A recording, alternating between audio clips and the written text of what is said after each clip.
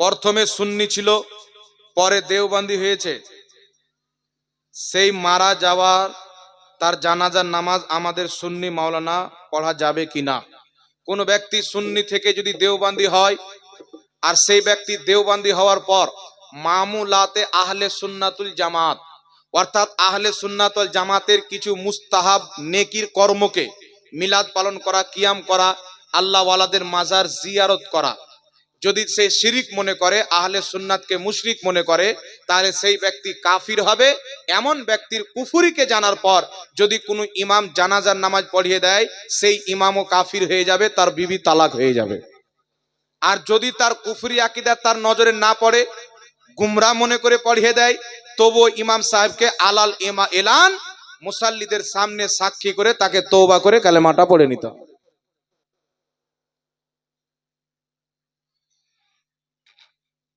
আসসালামু আলাইকুম। ওয়ালাইকুম আসসালাম ওয়া রাহমাতুল্লাহি ওয়া বারাকাতুহু।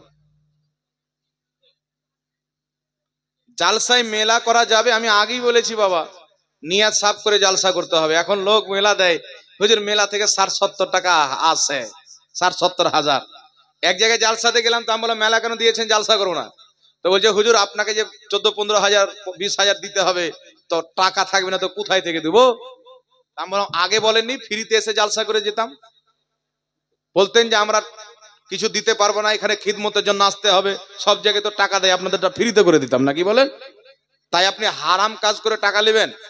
তো মেলা লাগানো যেখানে, রে বাপরে কি বলবো ভাই, এক জায়গাতে যাচ্ছি তো মহিলারা এমন মেকআপ করে আর হোটে কি বলে ওই লিপস্টিক লাগিয়ে আসে, ওই মেয়েদের যদি এখন রাত্রে ওজন করেন 45 কিলো যদি হয়, সকালবেলা ধোয়ার পর ওজন করবেন তো 40 কিলো হবে। 5 কিলো শুধু মেকআপই করে, বুঝতে পারছেন?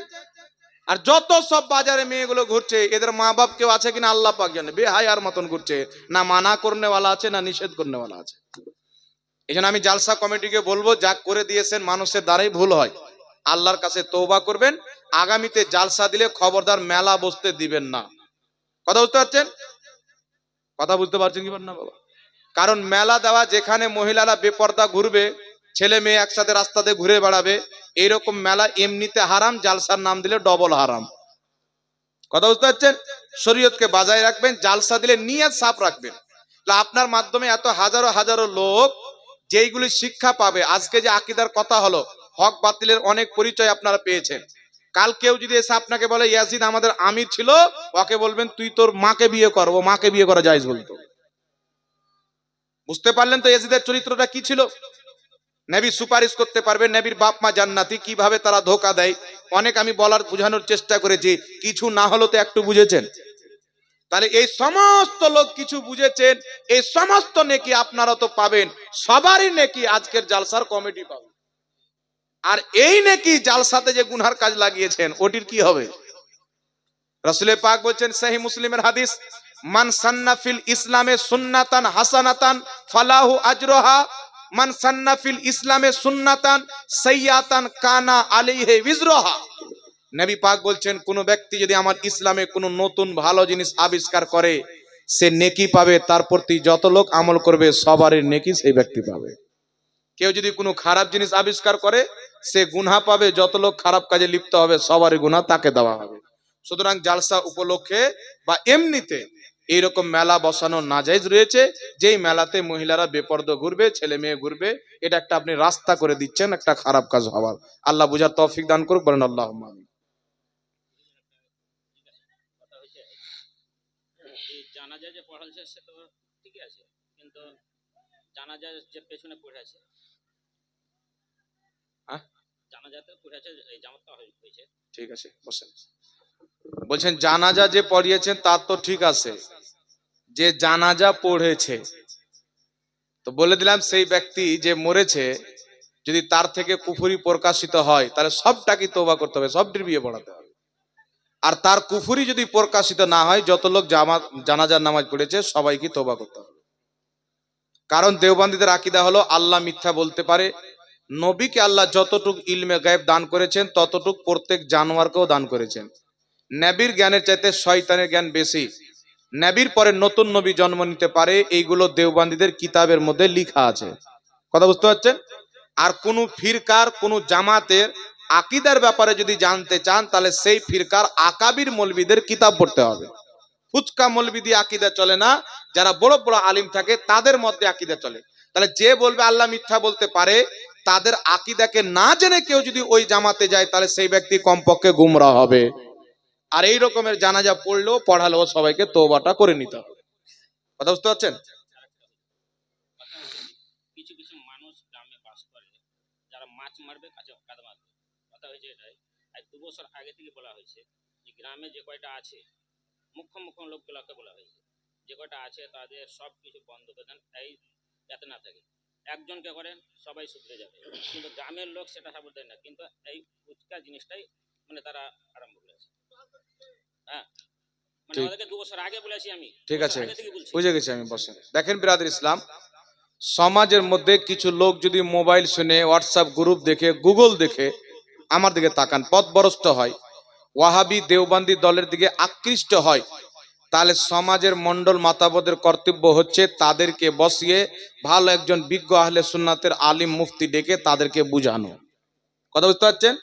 তাদেরকে বুঝার পর কোরআন হাদিস দেখার পর যদি বুঝালেই তো তওবা করলে আলহামদুলিল্লাহ, আর যদি না বুঝে তাদেরকে সমাজ থেকে বাদ দিয়ে দেওয়া। তারা সমাজের সাথে চলবে না, কারণ হিন্দুদের চাইতে তাদের আকীদা বেশি খারাপ। আপনার সমাজে কোনো হিন্দু ভাই যদি থাকে, সে নিজে পূজা করবে, আপনাকে পূজা করতে বাধ্য করবে না।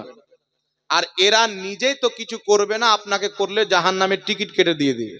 মানে নিজে পথভ্রষ্ট, আপনাকে পথভ্রষ্ট করবে। এদের উদাহরণ হলো এক বস্তা ভালো আলুতে একটা পচা আলু। একে যত তাড়াতাড়ি পারবেন সরিয়ে দেন, নচেত সব জায়গায় পচিয়ে দিবে। কথা বুঝতে পারছেন? এই জন্য রাসূল পাক বলেছেন, গুমরা এদের থেকে নিজে দূরে থাকো, নিজে থেকে তাদেরকে দূরে থাকো। সে আপনার থেকে দূরে যাবে না, ও তো আপনার কাছে আসবে আপনাকে গুমরা করার জন্য। এই জন্য তাদেরকে আগে বুঝান, বুঝে নিলে আলহামদুলিল্লাহ, না বুঝলে সমাজ থেকে বাদ। তাদেরকে সমাজে রাখা জায়েজ নাই। কথা বুঝতে পেরেছেন? क्या फरमाते हैं उलमाए किराम व मुफ्तियाने दीन इस मसला में? मसला के नमाज में 3 रकात या 4 रकात या 2 रकात फर्ज क्यों है? सवाल, सलाम फर्ज नमाज में रकात दर ही रकात में ही क्यों सूरा फातिहा के बाद कोई सूरा मिलाते हैं और बाद वाली रकात में सिर्फ सूरा फातिहा पढ़ते हैं? হুজুরে ওয়ালা সে গুজারিশ है कि कुरान হাদিস की रोशनी में जवाब दे। আমার মনে হয় এটা নিশ্চয়ই কোনো আলিম ব্যক্তি লিখেছেন, যেহেতু উর্দুতে। এগুলো কোনো প্রয়োজনীয় প্রশ্ন নয়। মেন কথা হচ্ছে মাগরিবের নামাজ 3 রাকাত কেন হলো, ফজরের নামাজ 2 রাকাত কেন হলো, এগুলো নবীদের থেকে নিসবত করা হয়। কিন্তু আল্লাহ যেই ওয়াক্তের যত রাকাত ফরজ করেছেন তত রাকাতই হয়েছে। বুঝতে পারলেন? কোন নবী নামাজ পড়তে পড়তে 3 রাকাতের বেলা দুর্বার হয়ে পড়লেন, সালাম ফিরিয়ে দিলেন, ওনার নিসবত দিয়ে বলা হয় মাগরিবের নামাজ 3 রাকাত হয়ে গেছেন। আদম আলাইহিস সালাম 2 রাকাত পড়েছেন, তাই ফজরে 2 রাকাত করে দিয়েছেন। এই নিসবতটাও ভালো। এগুলো আলিম উলামা জানেন, অপ্রয়োজনীয় প্রশ্ন করে কোনো দরকারই নাই। প্রয়োজনীয় প্রশ্ন করতে হবে।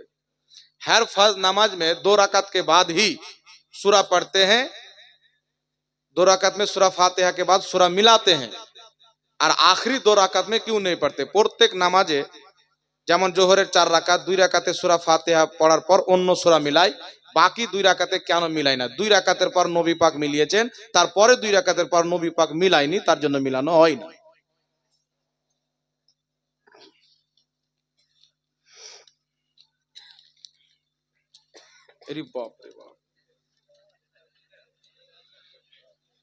আসসালামু আলাইকুম ওয়া রাহমাতুল্লাহি ওয়া বারাকাতুহু। আমাদের গ্রামে ওয়াহাবিদের মাংস বিক্রি করতে আসে, তাহাদের কাছের মাংস খাওয়া দাওয়া করা যাবে কিনা? দেখেন বিরাদর ইসলাম, আমাকে আপনারা প্রধান বক্তাদের নাম দিয়েছেন, আর ঝাড়খণ্ড থেকে হায়ার করে ডেকেছেন মুফতি জাহাঙ্গীর আলম রেজভী, সবাই চিনেন, দূর দূর পর্যন্ত এলান করেছেন, অনেক দূর দূর থেকে লোক মোহাব্বতে এসেছেন। আমিও সবাইকে মোহাব্বত করি আলহামদুলিল্লাহ। আমি যদি এখানে এসে এখানকার কমিটির বাপ তুলে গালি দিয়ে দিই, তাহলে স্টেজে চড়তে দিবে? কথা বলেন। যে ভাইয়ের বাড়িতে ছিলাম, নামটা কি হযরত? জিনার বাড়িতে ছিলাম, ডাবলু ভাই, নামই ডাবলু, এই মাশাআল্লাহ, ডাবলু বল্টু নাম। যাক, এই যে ডাবলু ভাইয়ের বাড়িতে আমরা ছিলাম, গরুর মাংস, আলুর ভাজা, রুটি খেতে দিলেন। তারপরে এখান থেকে আবার বিরিয়ানি নিয়ে গিয়ে দিলেন, বিরিয়ানিও খেলাম। উনার বাপ তুলে যদি গালি দিতাম তো না গরুর মাংস পেতাম, না রুটি পেতাম, না বিরিয়ানি পেতাম। ভাগ এখান থেকে, নাকি বলেন? চাও খেতে দিবে না তো দূরের কথা, উল্টা মারবে। তাহলে আল্লাহ মিথ্যা বলতে পারে, এর আল্লাহকে গালি দেওয়া হলো কি হল না? তা আমার বাপের দাম বেশি না আল্লাহর দাম বেশি? মায়ের দাম বেশি না আল্লাহর দাম বেশি? নবী মরে মাটির সাথে মিশে গেছে, নবী সুপারিশ করতে পারে না, নবীকে পিঠ পিছনের খবর নাই, নবী নিজের বাপ মাকেই বাঁচাতে পারে না, ওর বাপ মাই জাহান্নামে যাবে, নবীর সম্মান বড় ভাইয়ের মতো করতে হবে, নাউজুবিল্লাহ সাল্লাল্লাহু আলাইহি সাল্লাম। তাহলে এইগুলো নবী পাককে গালি দেওয়া হলো কি হল না? তাহলে আমাদের মা বাপের দরজা ফজিলতটা আমাদের কাছে বেশি হওয়া উচিত না আল্লাহ রসুলের মহব্বত বেশি হওয়া উচিত? তাহলে তারা আল্লাহ রসুলকে গালি দিয়ে রেখেছে, আর যারা গালি দেয়নি তাদের আকীদাতে চলছে, তাদেরকে ফলো করে তাদের দলে চলছে। এই জন্য তাদের জবাই করা মাংস খাওয়া মানে মরা গরুর গোশ খাওয়া। কথা বুঝতে পারছেন? যাদের আকীদা খারাপ, কুফরি আকীদা রয়েছে, ওরা 1 কোটি বার বিসমিল্লাহ আল্লাহু আকবার বলে যদি জবাই করে, এটা মুসলমানদের জন্য হালাল হবে না। সুতরাং কাদিয়ানি, ওয়াহাবি, দেওবন্দি, শিয়াদের জবাইকৃত মাংস খাওয়া মুসলমানদের জন্য জায়েজ নয়। কথা বুঝতে পেরেছেন? আল্লাহ বুঝার তৌফিক দান করুন। কেন জায়েজ নয়? আল্লাহ রাসূলের তারা গুস্তাখি করেছে, বেয়াদবি করেছে তাই। আমাদের গ্রামে সুন্নি জামাতে কিছু বাড়ি ওয়াহাবি হয়েছে। এই ব্যক্তির বাড়িতে মাওলানা সাহেবের খাওয়া যাবে কি? মাওলানা সাহেব এগুলো মশলা জান না যে ওয়াহাবির বাড়ি খাওয়া যাবে কি যাবে না? জি, যার জবাই করা মাংস খাওয়া যাবে না, ওর বাড়ি মৌলভী সাহেব কি করে খাবে? আমার আপন ভাইয়ের সাথে আমার একটু দ্বন্দ্ব হয়েছে বলে ভাইয়ের মেয়ের বিয়ে দিচ্ছে, তো ওর বাড়ি আমি ভোজ খেতে যাই না? তাহলে যারা আল্লাহ রসুলের ব্যাপারে গুস্তাখি করেছে তার বাড়ি আমি খেতে যাব, আমার ইমান বলবে যেও না। আর যদি চলে যায় তাহলে মনে করতে হবে ইমানের ব্যাটারিটা শেষ হয়ে যাবে, চার্জ করা দরকার আছে। কথা বুঝতে পেরেছেন? আল্লাহ সকলকে নেক বুঝ দান করুক, আমিন। মসজিদের কমিটি কেমন লোক থাকা দরকার? হ্যাঁ, আপনারা কমিটি রাখছেন আর প্রশ্ন আমাদেরকে করছেন। মশলা দিয়ে দেয় যেন মৌলভী সাহেবকে টাকা পয়সা না দেয়, ফ্রিতে জালসা করে পাঠিয়ে দেয়। হ্যাঁ, মসজিদের কমিটি কেমন থাকবে? নামাজি পরেজগার ব্যক্তিরা মসজিদের কমিটি থাকবে। কি লেখা আছে হযরত? গত বছর না কি বলে? গত বছর মেলা করব না, আপনি কি ফ্রিতে জালসা করতে আসবেন? যান, ইনশাআল্লাহ এই জালসাতে আমি আগামী বছর ফ্রিতে আসবো। ঠিক আছে? হ্যাঁ। তবে একটা আমার শর্ত আছে যে শুধু গত বছর নয়, আমি গত বছর ফ্রিতে জালসা করতে আসবো, তেলেরও টাকা নেবো না। খাওয়া দাওয়া দিন তো করবো, না হলে হোটেল থেকে কিনে নিয়ে আসবো, সমস্যা নেই। তো গত বছর থেকে এখানকার কমিটির লোক টোটালে মেলা বন্ধ। যদি আপনারা বলেন যে গত বছর থেকে 1 বছরও মেলা দেব না, তাহলে আমি গত বছর ফ্রিতে আসবো। আর গত বছর আমি ফ্রিতে আসলাম, মেলা দিলেন না, তারপরে দিয়ে দিলেন, তাহলে কিন্তু আসবো না। কমিটির লোক আছে? না না, কমিটির লোক আছে কি? গত বছর না না না, শুনেন, ইনশাল্লাহ, না, খুব ভালো কথা বলেছেন। আমি ইনশাল্লাহ আগামী বছর ফ্রিতে আসবো, তবে ডেট আগে নিয়ে নেবেন। আবার ডেট যখন পাবেন না তখন বলবেন টাকা দেবো না, তাই ডেটই লাই না। তো এই জন্য আগে একটু ডেট করবেন। আর আগামী বছর থেকে মেলা ইনশাল্লাহ বন্ধ করে দেন, আল্লাহকে রাজি করার জন্য, নবী মুস্তাফাকে রাজি করার জন্য জালসা করেন। ঠিক আছে? ইনশাল্লাহ বন্ধ হবে তো? ও বেচলা ভাই, চেষ্টা নয়, বন্ধ করে দেন, ওগুলো কাজ করিয়েন না। আল্লাহ পাক বুঝার তৌফিক দান করুক, সকলে পড়ুন আল্লাহুম্মা আমিন। এই দেখেন, ওটাই কথা বলছেন। আচ্ছা বলেন তো বাবা, হাজারো জায়গা আছে যেখানে মেলা টেলা কিছু বসতে দেয় না, তো ওরা কোথায় থেকে দেয়? কালকে আবার এটা করিয়েন না যে মসজিদের পাশে মেলা দিয়ে বলবেন ইমাম সাহেব মানা করলে, বলবেন তাহলে বেতন কোথায় থেকে দেবো আপনাকে?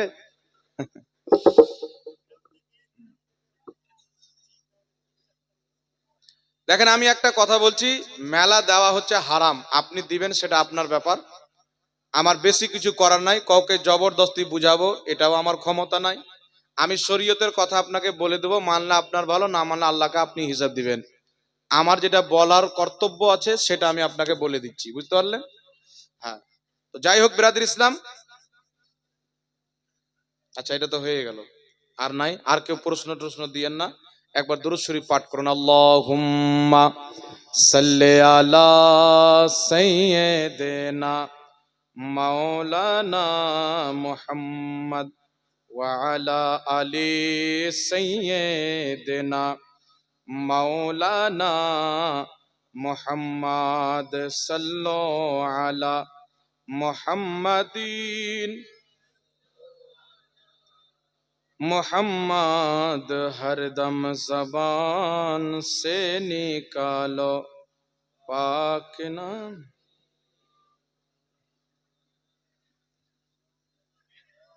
কিছু বলবেন নাকি? আচ্ছা আরো আছে? হ্যাঁ আচ্ছা দেন। এটি ছুটেছে নাকি?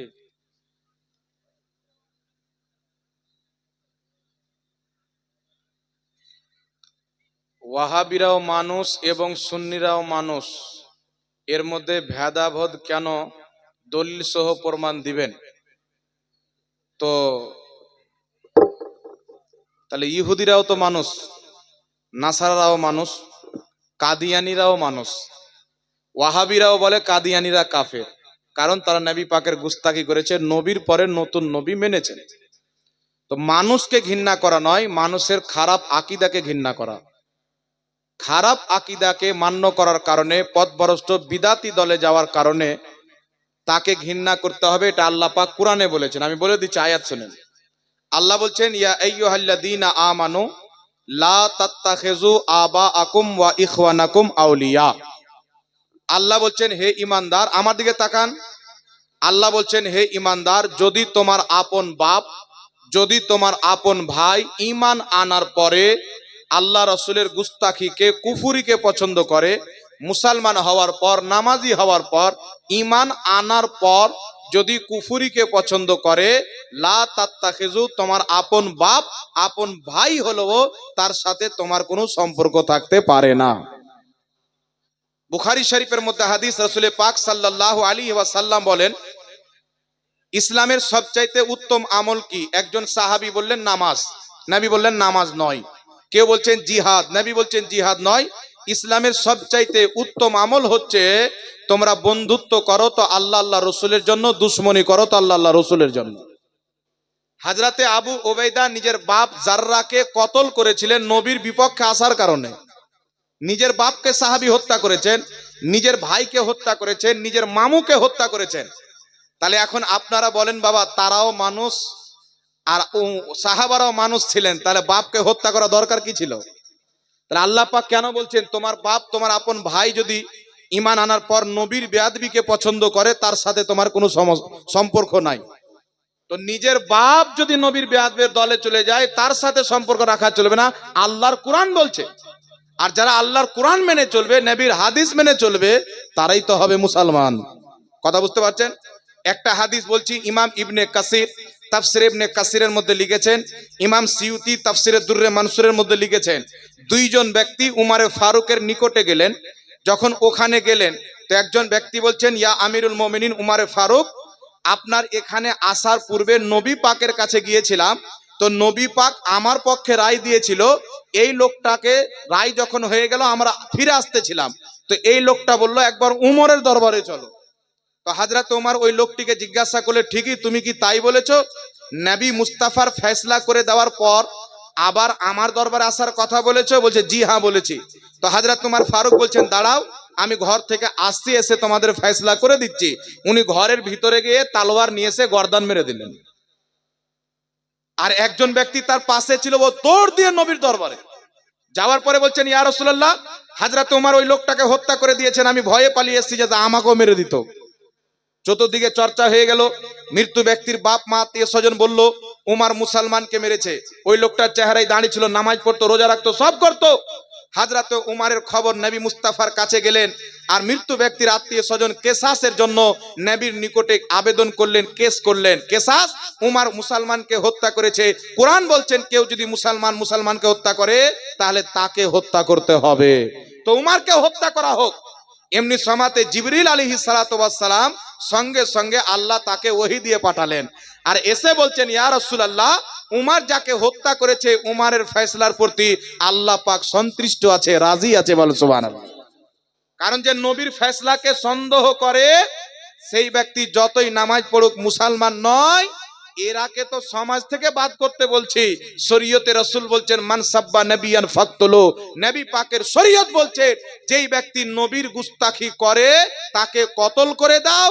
ইমাম সিউতি বলছেন যেই জায়গাতে গুস্তাখি করবে সেই জায়গাতে কতল করবে। তো আমরা তো ভারতবর্ষে বাস করছি, এখানে তো শরিয়ত লাগু না, এখানে সংবিধান লাগু আছে। আর ভারতের সংবিধান প্রত্যেকটা মুসলমানকেও মানতে হবে, হিন্দুকে মানতে হবে, সবাইকে মানতে হবে। এই জন্য এখানে সমাজ থেকে বাদ করে নিজের সমাজকে পবিত্র করতে হবে, জাহান্নামী হওয়া থেকে বাঁচাতে হবে। কথা বুঝতে পারছেন? কথা বুঝেছেন? তাহলে আপনি তো এটা পারবেন না যে ও তো মুসলমান ছিল, উমারও তো মুসলমান ছিল, তাকে হত্যা কেন করলো? এই কনসেপ্টটাই হচ্ছে ভুল। এটার নাম হলো সুলহা কুল্লি। আর সুলহা কুল্লি জাহান্নামী 72 ফিরকার মধ্যে সবচাইতে নিকৃষ্ট ফিরকা। কাদিয়ানির চাইতেও খারাপ, ওয়াহাবির চাইতেও খারাপ, নিকৃষ্ট জাহান্নামী ফিরকা হচ্ছে সুলহা কুল্লি। সুলহা কুল্লি কাকে বলে?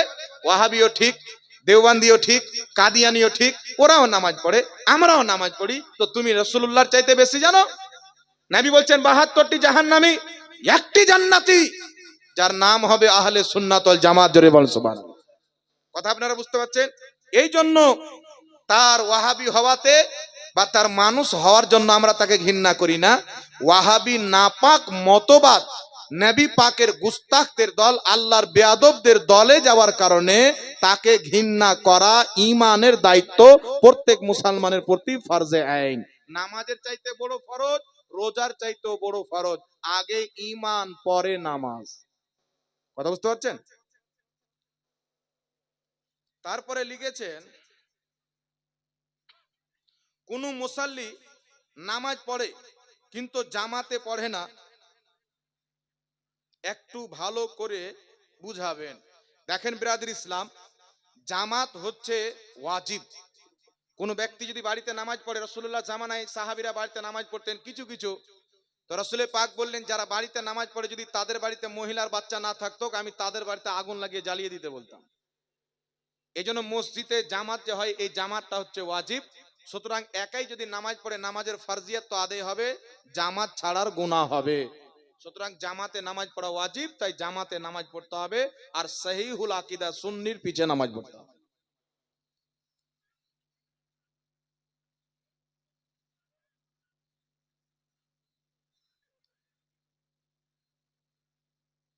এটা হয়ে গেছে। যাক, জাযাকাল্লাহু খায়রান ফিদ দারাইন। সব ভালো আছেন তো? ঘুম আসে না তো? হাত উঠিয়ে নারা লাগান তো, নারে তাকবীর, নারে রিসালাত, উলামায়ে আহলে সুন্নাত, নারায়ে হায়দারি। সরজমিনে আব্দুল্লাহপুর, আব্দুল্লাহপুরের সুন্নি সহিহুল আকীদা মুসলমান, আহলে সুন্নাত ওয়াল জামাত, দ্বীনে ইসলাম, আল কোরআনের আলো, আল হাদিসের আলো, নারে তাকবীর, নারে রিসালাত। বাড়ি যেতে দিবেন না নাকি? যাক, জাযাকাল্লাহ, যা হলো খুব হলো।